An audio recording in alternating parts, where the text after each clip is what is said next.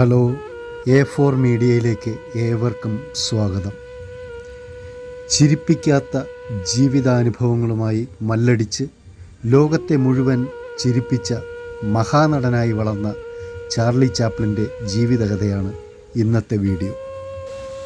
ആഡംബരത്തിൻ്റെ വെള്ളി വെളിച്ചത്തിൽ മുങ്ങിയ അതിസമ്പന്നരുടെ ജീവിതം ഒരു ഭാഗത്ത്, മറുവശത്ത് ഒരു നേരത്തെ വിശപ്പടക്കാൻ പാടുപെടുന്ന പാവങ്ങളുടെ ഇരുളടഞ്ഞ ലോകം.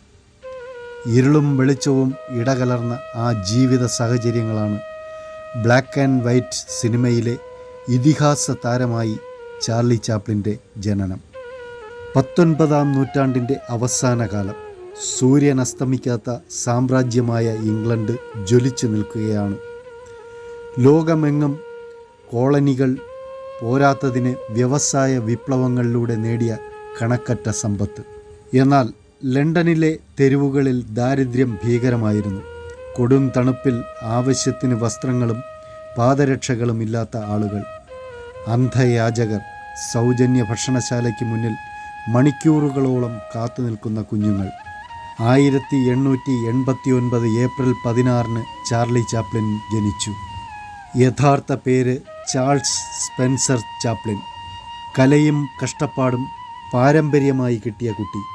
അമ്മ ഹന്ന ഹാരിയറ്റ് ഹിൽ, പാട്ടുകാരിയായിരുന്നു. അച്ഛൻ ചാൾസ് ചാപ്ലിൻ, സംഗീതശാലയിലെ അറിയപ്പെടുന്ന നടൻ. അമിത മദ്യപാനം അദ്ദേഹത്തെ കീഴ്പ്പെടുത്തിയതോടെ ഹന്ന ആ ബന്ധം ഉപേക്ഷിച്ചു. അപ്പോൾ ചാർലി ചാപ്ലിന് 3 വയസ്സേ ആയിരുന്നുള്ളൂ. അക്കാലത്ത് ഇംഗ്ലണ്ടുകാരുടെ പ്രധാന വിനോദ കേന്ദ്രം സംഗീതശാലകളായിരുന്നു. അവിടെ പാടാൻ ഹന്നയ്ക്ക് ഭയമാണ്. കാരണം ആളുകൾക്ക് വേണ്ടത് മധുരമായ സംഗീതമല്ല, മറിച്ച് സമയം കളയാനുള്ള തമാശകളായിരുന്നു. പാടുന്നതിനു പുറമെ തുന്നൽ പണിയും ചെയ്ത് മറ്റു വീട്ടുകാരെ സഹായിച്ചും ഹന്ന ചെറിയ വരുമാനമുണ്ടാക്കി. എന്നാൽ ഭക്ഷണത്തിന് മാത്രമേ അത് തികഞ്ഞിരുന്നുള്ളൂ. ഒരു ദിവസം സംഗീതശാലയിൽ പാടിക്കൊണ്ടിരിക്കെ ഹന്നയുടെ സ്വരം പെട്ടെന്ന് നിലച്ചു. കാണികൾ ബഹളമുണ്ടാക്കി. 5 വയസ്സുള്ള ചാർലി അന്ന് വാദ്യമേളക്കാരുടെ കൂടെയാണ് ഇരുന്നിരുന്നത്. അമ്മയുടെ മനോഹര സ്വരത്തിനായി അവൻ കാതോർത്തു. ഇല്ല, കേൾക്കാനാവുന്നത് ആൾക്കൂട്ടത്തിൽ ഒച്ച മാത്രമായിരുന്നു. പൊട്ടിക്കരഞ്ഞുകൊണ്ട് അമ്മ സ്റ്റേജിന് പിന്നിലേക്ക് ഓടി.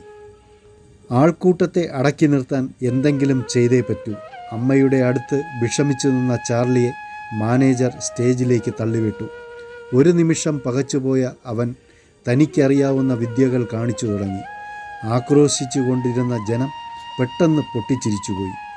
അമ്മ ആ ശബ്ദം കിട്ടാതെ സ്റ്റേജിൽ നിന്ന് വിടുന്ന രംഗവും ചാർലി അഭിനയിച്ചു കാണിച്ചു. അത് കണ്ട് ആളുകൾ സ്റ്റേജിലേക്ക് എറിഞ്ഞിട്ട നാണയത്തൊട്ടുകൾ അവൻ പെറുക്കിയെടുത്തു. ചാർലി ചാപ്ലിൻ എന്ന മഹാനടൻ്റെ അഭിനയ ജീവിതത്തിൽ ആദ്യത്തെ തിരശ്ശീല ഉയർന്നു. ചിരിയിലൊളിപ്പിച്ച തേങ്ങലുകളായിരുന്നു അവൻ. അന്യരുടെ കഷ്ടപ്പാടുകൾ മറ്റുള്ളവരെ ചിരിപ്പിക്കും. ചാർലിയുടെ ആദ്യകാല അഭിനയവും പിൽക്കാല സിനിമകളും അതാണ് തെളിയിച്ചത്. അമ്മയ്ക്ക് പകരക്കാരനായാണ് ചാർലി ആദ്യം സ്റ്റേജിലെത്തിയത്. ആളുകളെ രസിപ്പിക്കാൻ അവൻ എന്തൊക്കെയോ കാട്ടിക്കൂട്ടി. കൂട്ടത്തിൽ വളരെ നിഷ്കളങ്കമായി അമ്മയുടെ ശബ്ദം നിലയ്ക്കുന്നതും അഭിനയിച്ചു. മകൻ അഭിനയിക്കുന്നത് കണ്ട് ആളുകൾ ആർത്തുചിരിച്ചു. അതോടെ ഹരമായി. അവൻ അഭിനയം തുടർന്നുകൊണ്ടിരുന്നു. ഒടുവിൽ അമ്മ ഓടിയെത്തി അവനെ സ്റ്റേജിൽ നിന്നും വാരിയെടുത്തു കൊണ്ടുപോയി.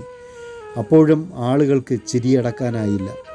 അമ്മയുടെ അവസാനത്തെ സ്റ്റേജ് പരിപാടിയായിരുന്നു അത്, ചാർലിയുടെ ആദ്യത്തേത്. ഹന്നയ്ക്ക് പിന്നീട് ഒരിക്കലും ആ ശബ്ദം തിരിച്ചു കിട്ടിയില്ല. അതോടെ ആ കുടുംബം പട്ടിണിയിലായി. ഉള്ളതെല്ലാം വിറ്റുപെറുക്കിയും പല ജോലികൾ ചെയ്തും അവർ മക്കളെ വളർത്താൻ പാടുപെട്ടു. കുട്ടികളെ വളർത്താൻ സന്തോഷിപ്പിക്കാൻ പണച്ചെലവില്ലാത്ത പല വിദ്യകളും ഹന്ന കണ്ടെത്തി. മുറിക്കുള്ളിൽ മിന്നുന്ന തുണി കൊണ്ട് സ്റ്റേജ് കെട്ടി നൃത്തം ചെയ്തു. അഭിനയത്തിൻ്റെ ബാലപാഠങ്ങൾ താൻ പഠിച്ചത് അമ്മയിൽ നിന്നാണെന്ന് ചാപ്ലിൻ ഒരിക്കൽ പറഞ്ഞിട്ടുണ്ട്. കഷ്ടപ്പാടിൻ്റെ നാളുകളായിരുന്നു ആ കുടുംബം അനുഭവിച്ചിരുന്നത്. അമ്മ രാവും പകലും തുന്നൽ പണി ചെയ്ത് കുടുംബം പുലർത്താൻ വളരെയേറെ കഷ്ടപ്പെട്ടു. അതിനിടെ ചാർലിയുടെ പിതാവ് ചാൾസ് ചാപ്ലിൻ അന്തരിച്ചു. സിഡ്നിക്ക് ദൂരെയുള്ള കപ്പലിൽ ജോലി കിട്ടി. അമ്മയെ സഹായിക്കാൻ ചാർലിയും പല ജോലികൾ ചെയ്തു. എന്നിട്ടും കുടുംബം കടുത്ത ദാരിദ്ര്യത്തിൽ തന്നെ.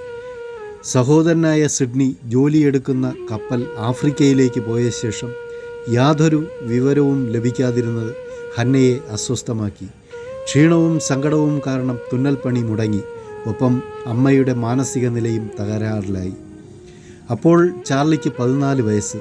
സുഖമില്ലാത്ത അമ്മയെ 20 മൈൽ അകലെയുള്ള ഭ്രാന്താശുപത്രിയിലേക്ക് മാറ്റി. വീട്ടിൽ തിരിച്ചെത്തി. ചാർലിയുടെ സ്ഥിതി ദയനീയമായിരുന്നു. അമ്മയെക്കുറിച്ച് ഓർക്കുമ്പോഴൊക്കെ കണ്ണു നിറയും. വിശന്ന് പൊരിഞ്ഞ് വീടാകെ തപ്പിയപ്പോൾ കിട്ടിയത് ചായപ്പൊടി മാത്രം. വീണ്ടും കുറേ പരതിയപ്പോൾ അമ്മയുടെ ഒരു പേഴ്സ് കിട്ടി. തീർത്തും ശൂന്യമായൊരു പേഴ്സ്.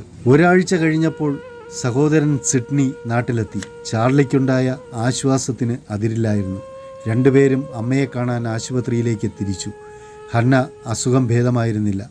അമ്മയെ അവിടത്തെ ചികിത്സയ്ക്കാക്കിയിട്ട് ചാർലിയും സിഡ്നിയും വീട്ടിലേക്ക് മടങ്ങി.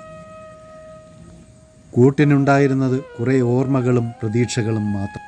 അങ്ങനെയിരിക്കെ ചാർലിനെ തേടി ഒരു പോസ്റ്റ് കാർഡ് വന്നു. ഉടൻ തന്നെ ബെഡ്ഫോർഡ് തെരുവിലുള്ള ബ്ലാക്ക് മോർസ് ഏജൻസിയിൽ ഹാജരാകണം. അക്കാലത്തെ പേരുകേട്ട നടനായ ബറിക്കൊപ്പം ഒരു നാടകത്തിൽ അഭിനയിക്കാനുള്ള ക്ഷണമായിരുന്നു അത്. ഷെർലാക്ക് ഹോംസ് എന്ന കുറ്റാന്വേഷണ നാടകത്തിൽ ബറി നായകനായ വേഷത്തിൽ ഷെർലാക്ക് ഹോംസിൻ്റെ സഹായിയായി വരുന്ന ബില്ലി എന്ന ബാലൻ്റെ വേഷമായിരുന്നു ചാർലിക്ക് ഏറെ പ്രാധാന്യമുള്ള വേഷം. ലണ്ടനിലെ ഒരു പത്ര റിപ്പോർട്ടർ അതേക്കുറിച്ച് ഇങ്ങനെ എഴുതി: ഈ കുട്ടിയെ ഞാൻ ഇതിനു മുമ്പ് ഇതുവരെ കണ്ടിട്ടില്ല. എന്നാൽ ഇവനെക്കുറിച്ച് മഹത്തായ കാര്യങ്ങൾ ഭാവിയിൽ കേൾക്കാനിടയാകുമെന്ന് ഞാൻ പ്രതീക്ഷിക്കുന്നു. ആദ്യത്തെ നാടകാഭിനയത്തിനാണ് ഈ അഭിനന്ദനം ചാർലിക്ക് ലഭിച്ചത്. ചാർലിയേക്കാൾ സന്തോഷം ചാർലിയുടെ സഹോദരനായ സിഡ്നിക്കായിരുന്നു.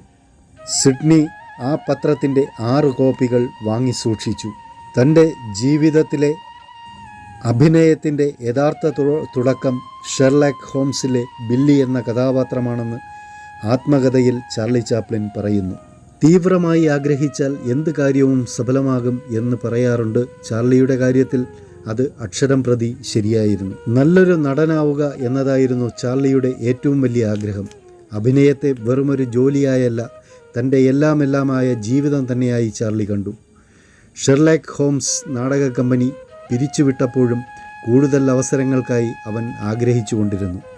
അങ്ങനെ ജീവിതത്തിൻ്റെ പല തിക്താനുഭവങ്ങളിലൂടെ ചാർലി ചാപ്ലിൻ എന്ന നടൻ മഹാനടനായി, ലോകം ആദരിക്കപ്പെടുന്ന മഹാനടനായി. ദീർഘകാല സിനിമാ ജീവിതത്തിന് ശേഷം 85ാം ജന്മദിനത്തിന് ഏതാനും ദിവസങ്ങൾക്ക് മുമ്പ് എലിസബത്ത് രാജ്ഞി സർ പദവി നൽകി ചാപ്ലിനെ ആദരിച്ചു. ലണ്ടൻ തെരുവുകളിൽ അലഞ്ഞിരുന്ന ആ പഴയ ബാലന് ഇതിലും വലിയൊരു ബഹുമതി ഈ ലോകത്ത് ലഭിക്കാനില്ലല്ലോ.